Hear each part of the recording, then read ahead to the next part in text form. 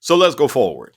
If you want to move things forward in your community, at work, or in your organization, or at church, or wherever, you don't necessarily need a big title to do it. You're just as much a leader as anybody else. Let me tell you why.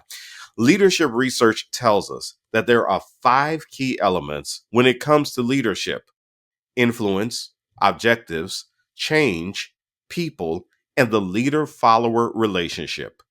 Influence is all about communicating ideas, gaining acceptance, and being able to motivate others. Change is about gathering input to change systems and strategies as or when needed.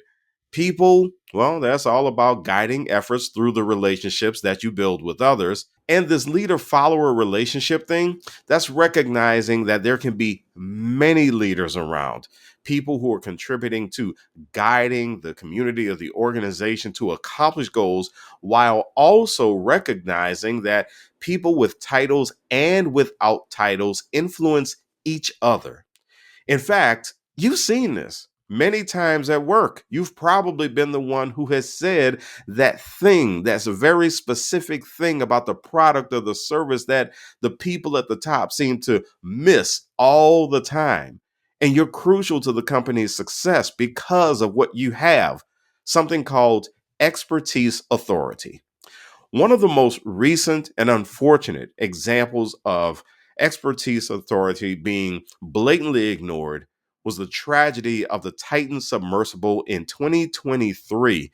That was the watercraft that went down below to try to tour the wreckage of the Titanic, and it was just way too deep.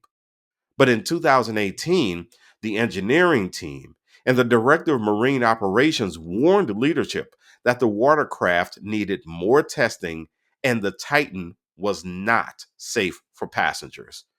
But the CEO ignored it and subjected himself and several others to a tragic implosion and death. The people without the big titles were the most important voices in this situation, like so many others. And even without a big title, you do have power. Here's where it is: that power is in the relationships that you build around the workplace, the information that you hold about the organization. And even if you have that winning personality that people gravitate toward, you also have power, like I mentioned, in your expertise or in your education, and you have power in your belief in yourself, particularly if you believe that your destiny is in your hands, not in the hands of others. As a matter of fact, those kinds of people are found to be some of the most effective leaders. Now, before you get charged up and start running up on folks, let's revisit this thing called relationships. Yes, you do have to build relationships with your leaders, the people with the big titles. And also know that before you lead others, you have to know how to lead yourself, investing in your own personal growth and development. It is said that self awareness is the leadership first commandment.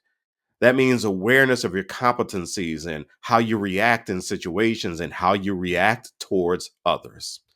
So, as you question the actions of the people with the big titles, which actually you should for good reasons and for bad reasons, take the time to learn them and to learn yourself so that you can determine how to set your community or your organization on a productive path. And that's the way forward.